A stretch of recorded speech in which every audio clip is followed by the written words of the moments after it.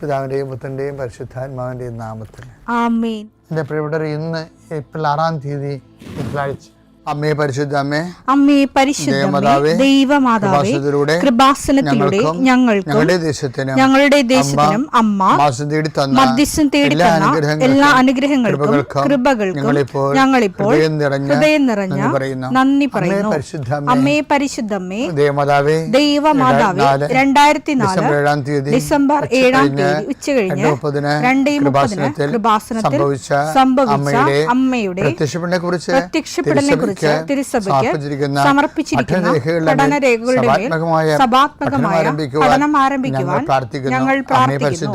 അമ്മേ പരിശുദ്ധമേ, ഭൂസ്വർലോകങ്ങളുടെ രാജ്ഞിയായ അങ്ങേയ്ക്ക് ഭൗമസംരക്ഷണത്തിനായി പ്രപഞ്ചപ്രകൃതിയെ തന്നെ തിരുസഭ പ്രതിഷ്ഠിക്കുവാൻ ഈ പ്രത്യക്ഷീകരണം വഴി ഇടയാക്കണമേ. പരിശുദ്ധമേ, ജപമാല മാതാവേ, സകല കൃപാസനം പ്രാർത്ഥനയോടും ചേർത്ത് ഞങ്ങളിപ്പോൾ പ്രാർത്ഥിക്കുന്ന ഈ കുടുംബത്തിന്റെ പ്രത്യേക നിയോഗം പറ മക്കളെ.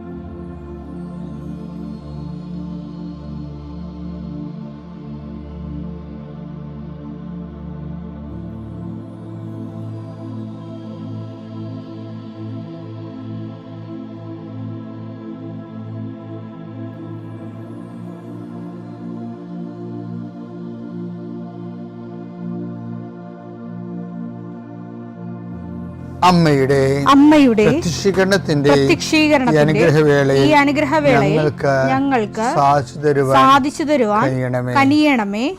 ആമേൻ. വിശ്വാസ പ്രമാണം. സർവശക്തനായ പിതാവും ആകാശത്തിന്റെയും ഭൂമിയുടെയും സൃഷ്ടാവുമായ ദൈവത്തിൽ ഞാൻ വിശ്വസിക്കുന്നു. അവിടുത്തെ ഏകപുത്രനും ഞങ്ങളുടെ കർത്താവുമായ ഈശോമിശിഹായിലും ഞാൻ വിശ്വസിക്കുന്നു. ഈ പുത്രൻ പരിശുദ്ധാത്മാവിനാൽ ഗർഭസ്ഥനായി കന്യകാമറിയത്തിൽ നിന്ന് പിറന്ന് പൊന്തിയോസ് പീലാത്തോസിന്റെ കാലത്ത് പീഡകൾ സഹിച്ച് കുരിശിൽ തറയ്ക്കപ്പെട്ട് മരിച്ച് അടക്കപ്പെട്ട് പാതാളങ്ങളിൽ ഇറങ്ങി മരിച്ചവരുടെ ഇടയിൽ നിന്ന് 3-ാം നാൾ ഉയർത്ത് സ്വർഗത്തിലേക്ക് എഴുന്നള്ളി സർവശക്തിയുള്ള പിതാവായ ദൈവത്തിന്റെ വലതുഭാഗത്തിരിക്കുന്നു. അവിടെ നിന്ന് ജീവിക്കുന്നവരെയും മരിച്ചവരെയും വിധിക്കുവാൻ വരുമെന്നും ഞാൻ വിശ്വസിക്കുന്നു. പരിശുദ്ധാത്മാവിലും ഞാൻ വിശ്വസിക്കുന്നു. വിശുദ്ധ കത്തോലിക്കാ സഭയിലും പുണ്യവാന്മാരുടെ ഐക്യത്തിലും പാപങ്ങളുടെ മോചനത്തിലും ശരീരത്തിന്റെ ഉയർപ്പിലും നിത്യമായ ജീവിതത്തിലും ഞാൻ വിശ്വസിക്കുന്നു. ആമേൻ. സ്വർഗ്ഗസ്ഥനായ ഞങ്ങളുടെ പിതാവേ, അങ്ങയുടെ നാമം പൂജിതമാകണമേ. അങ്ങയുടെ രാജ്യം വരണമേ. അങ്ങയുടെ തിരുമനസ് സ്വർഗത്തിലെ പോലെ ഭൂമിയിലും ആകണമേ. അന്നു വേണ്ടുന്ന ആഹാരം ഇന്ന് ഞങ്ങൾക്ക് തരണമേ. ഞങ്ങളോട് തെറ്റ് ചെയ്യുന്നവരോട് ഞങ്ങൾ ക്ഷമിക്കുന്നത് പോലെ ഞങ്ങളുടെ തെറ്റുകൾ ഞങ്ങളോടും ക്ഷമിക്കണമേ. ഞങ്ങളെ പ്രലോഭനത്തിൽ ഉൾപ്പെടുത്തരുതേ, തിന്മയിൽ ഞങ്ങൾ രക്ഷിക്കണമേ. ആമേൻ. നന്മ നിറഞ്ഞ മറിയമേ, സ്വസ്തി. കർത്താവ് അങ്ങയുടെ കൂടെ സ്ത്രീകളിൽ അങ്ങ് അനുഗ്രഹിക്കപ്പെട്ടവളാകുന്നു. അങ്ങയുടെ ഉദരത്തിൻ ഫലമായി ഈശോ അനുഗ്രഹിക്കപ്പെട്ടവനാകുന്നു. പരിശുദ്ധ മറിയമേ, തമ്പുരാന്റെ അമ്മേ, പാപികളായ ഞങ്ങൾക്ക് വേണ്ടി ഇപ്പോഴും ഞങ്ങളുടെ മരണസമയത്തും തമ്പുരാനോട് അപേക്ഷിക്കണമേ. ആമേൻ. കർത്താവിന്റെ ഉന്നതമായ നാമത്തിന് സ്വസ്ഥം ചെയ്യുന്നു. കർത്താവിന്റെ വിശുദ്ധ പൗരോഹിത്യത്തെ മഹത്വപ്പെടുത്തണമേ. കർത്താവ് സഭയിലുള്ള സാന്നിധ്യം പ്രകടമാക്കണമേ. 40 വർഷം ഞാൻ അർപ്പിച്ച കൃപാന്റെ യുഗതിയാൽ കൃപാസനത്താറെ ജീവനോടെ പ്രത്യക്ഷപ്പെട്ട മാതാവിൻ്റെ മധ്യസ്ഥത്താൽ ഞാൻ മക്കളെ ഈശോ നാമത്തെ ആശീർവദിക്കുന്നു. കർത്താവെ, ജോലിയില്ലാത്തവര്, വീടില്ലാത്തവര്, ജീവിതത്തിൽ കലഹങ്ങളും ഭിന്നതകൊണ്ട് പിരിഞ്ഞു താമസിക്കുന്ന ജീവിത പങ്കാളികളെ, കുഞ്ഞുങ്ങളുടെ തെറ്റായ അവസ്ഥകൾ കണ്ട് വിഷമിക്കുന്ന മാതാപിതാക്കന്മാരെ, ശാരീരികമായ രോഗങ്ങളെ അവസരപ്പെടുന്നതും രോഗം ആകുന്നതിന് സമയമെടുക്കുന്നില്ല എന്ന് ഓർത്ത് ഉത്കണ്ഠപ്പെടുന്നവരെയും സമർപ്പിച്ച് പ്രാർത്ഥിക്കുന്നു. ഇന്ന് യാത്ര ചെയ്യുന്നവരെ, ഇന്നത്തെ യാത്രയ്ക്ക് വേണ്ടി വിവിധമായ ഒരുക്കിയിരിക്കുന്ന ലക്ഷ്യങ്ങൾ, കണ്ടുമുട്ടുന്ന വ്യക്തികൾ, സംസാരിക്കുന്ന സംഭാഷണങ്ങൾ, എഴുതുന്ന രേഖകൾ, ഒപ്പിടുന്ന ഡോക്യുമെൻറ്റുകൾ, പങ്കെടുക്കുന്ന ഇൻ്റർവ്യൂകൾ, സെൻഡ് ചെയ്യുന്ന മെസ്സേജുകൾ എല്ലാം കർത്താവിൻ്റെ കൃപയാൽ നിറയപ്പെടാനും, നീ ഇന്ന് തിരികെ എത്തുന്ന സമയത്ത് കർത്താവിൻ്റെ കൃപ നിന്നെ നിറഞ്ഞു നിന്നുകൊണ്ട് സന്തോഷം വന്ന് ഉറങ്ങുവാനും, ഇന്നത്തെ ദിവസം മുൻനിർത്തി നീ കണ്ടുമുട്ടുന്ന ഓരോ നിമിഷങ്ങളെയും, നിൻ്റെ ഓരോ സമയങ്ങളെയും, സന്ദർഭങ്ങളെയും, എല്ലാം സംരംഭങ്ങളെയും പരിശുദ്ധമ്മ ദൈവമാതാവിൻ്റെ മധ്യസ്ഥത്തിൽ രാത്രിയും തിരിച്ചെത്തുന്നവരെ കർത്താവിൻ്റെ നാമത്തിൽ മാതാവിൻ്റെ മധ്യസ്ഥതയിൽ ഞാൻ നിൻ്റെ ജീവിതത്തെയും നിൻ്റെ കുടുംബത്തെയും ഈശോ നാമത്തെ ആശീർവദിക്കുന്നു. എൻ്റെ പ്രിയപ്പെട്ടവരെ, നമ്മുടെ മനസ്സ് എന്തുമാത്രം കർത്താവിൻ്റെ പുനരുദ്ധാനത്തെക്കുറിച്ച് ആലോചിക്കുകയും ചിന്തിക്കുകയും ചെയ്യുന്നുവോ അത്രയും നമുക്ക് പുനരുദ്ധാനത്തിൻ്റെ ശക്തി ലഭിക്കും.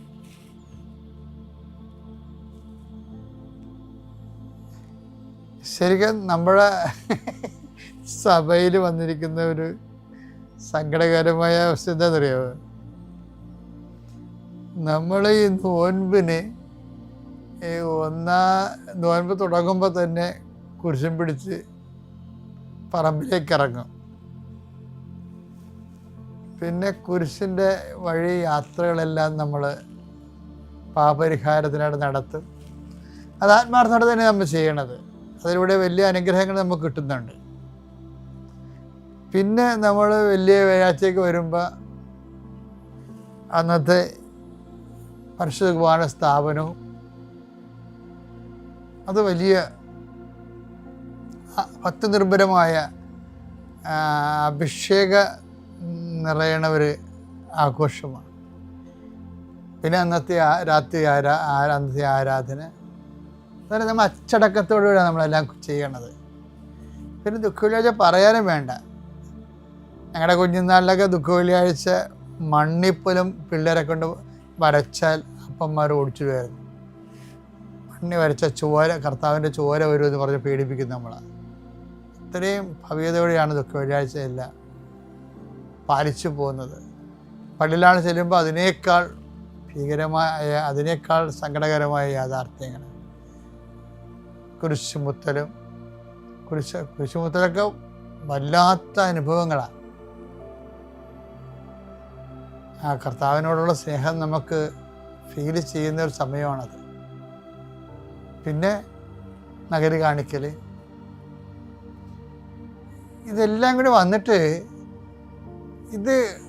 ഇതെല്ലാം മാർഗങ്ങളാണല്ല, വഴികൾക്ക് ഭയങ്കര പ്രാധാന്യമാണ്. പക്ഷേ നമ്മൾ ലക്ഷ്യമില്ലേ, ലക്ഷ്യം ശുവാക്കി കളയും. ലക്ഷ്യം എന്താ? ലക്ഷ്യം എന്ന് പറയുന്നതാണ് ഈ വഴികളെക്കാളും മനോഹരമായിട്ട് ആഘോഷിക്കപ്പെടേണ്ട ഒരു സംഭവമാണ്. പള്ളികളിലായാലും വീടുകളിലായാലും. നമുക്ക് ക്രിസ്മസ് അല്ലേ വരുത്, പക്ഷേ ക്രിസ്മസ് അല്ലല്ലോ വിശ്വാസപരമായിട്ട് വരുന്നത്. കർത്താവിൻ്റെ തിരുവുദ്ധാനമല്ല വലുത്. സഭയിൽ ഏറ്റവും കൂടുതൽ ആഘോഷിക്കപ്പെടേണ്ടത് കർത്താവിൻ്റെ തിരുവുദ്ധാനമാണ്. പക്ഷേ നിർഭാഗ്യവശാൽ ഏറ്റവും കുറഞ്ഞ രീതിയിൽ തിരുവുദ്ധാനം നമ്മൾ ആചരിക്കണം. ഞാൻ ഉയർപ്പിൻ്റെ ഒരു ഉപാസകനാണ്. ഞാനെപ്പോഴും കാര്യം എനിക്കതിനെക്കുറിച്ച് ഈ സെമിനാറിലൊക്കെ പഠിക്കാൻ പോയപ്പോൾ ഉണ്ടായിരുന്ന ഒരു ഗുണമെന്ന് പറയണത് ഞങ്ങളെ ഈ ക്രിസ്റ്റോളജി ഭയങ്കര ഒരു സബ്ജക്റ്റാണ്. എനിക്ക് ഫീൽ ചെയ്ത ഏറ്റവും നല്ല സബ്ജക്റ്റ് ക്രിസ്റ്റോളജിയാണ്. ക്രിസ്റ്റോളജിയിലാണ് നമ്മൾ ക്രിസ്തുവിനെക്കുറിച്ച്, ക്രിസ്തുവിൻ്റെ റിസറക്ഷനെക്കുറിച്ചും ഒക്കെ പഠിക്കണത്. പിന്നെ നമുക്ക് മനസ്സിലാകും ഇതെല്ലാം ബേസ്മെൻറ്റ്, സഭയുടെ നിലനിൽപ്പും എല്ലാം തിരുവുദ്ധാനത്തിലാണ്. ഓരോ വ്യക്തികളും ക്രിസ്തുവിൽ വളരാൻ നമുക്കെപ്പോഴും കുരിശിനോടും നമ്മുടെ സഹനത്തോടും കർത്താവിൻ്റെ സഹനത്തോട് ചേർത്ത് വെച്ചുകൊണ്ട്, നമ്മുടെ സഹനത്തെ കർത്താവിൻ്റെ സഹനത്തോട് ചേർത്ത് വെച്ചുകൊണ്ട് നമ്മൾ താതാമ്യപ്പെടാറുണ്ട് ക്രിസ്തുവിനോട്. പക്ഷെ അവൻ നമ്മളുടെ മരണത്തിൽ മാത്രം താതാമ്യപ്പെട്ട പോരല്ലോ, അവൻ്റെ തിരുഉത്ഥാനത്തിലും നമ്മൾ താതാമ്യപ്പെടണ്ടേ? അപ്പോൾ നമുക്കുണ്ടാകുന്ന വിജയങ്ങൾ, നമ്മൾക്കുണ്ടാകുന്ന അതിജീവനങ്ങൾ, തിന്മയെയും അതുപോലെ തന്നെ പാപത്തെയും ജയിച്ച്,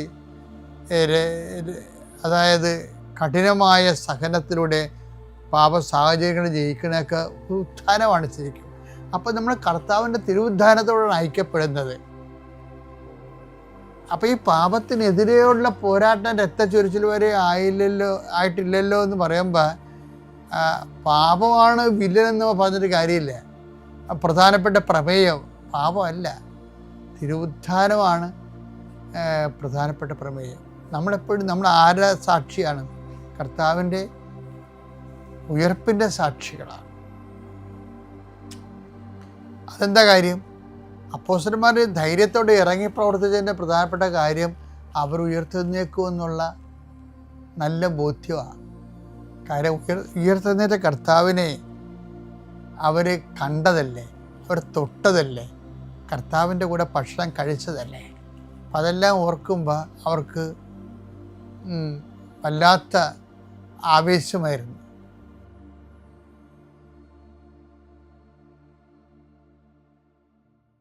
അത്യപൂർവ ദൈവാനുഭവങ്ങൾ ഇനി നിങ്ങൾക്കും സ്വന്തം. ഈ യൂട്യൂബ് ചാനൽ ഇതുവരെ സബ്സ്ക്രൈബ് ചെയ്തിട്ടില്ലെങ്കിൽ ഇപ്പോൾ തന്നെ സബ്സ്ക്രൈബ് ചെയ്യുക. ഈ വീഡിയോ ഇപ്പോൾ തന്നെ നിങ്ങളുടെ സുഹൃത്തുക്കൾക്ക് ഷെയർ ചെയ്തുകൊണ്ട് കർത്താവിൻ്റെ പ്രേക്ഷിതരാകുക.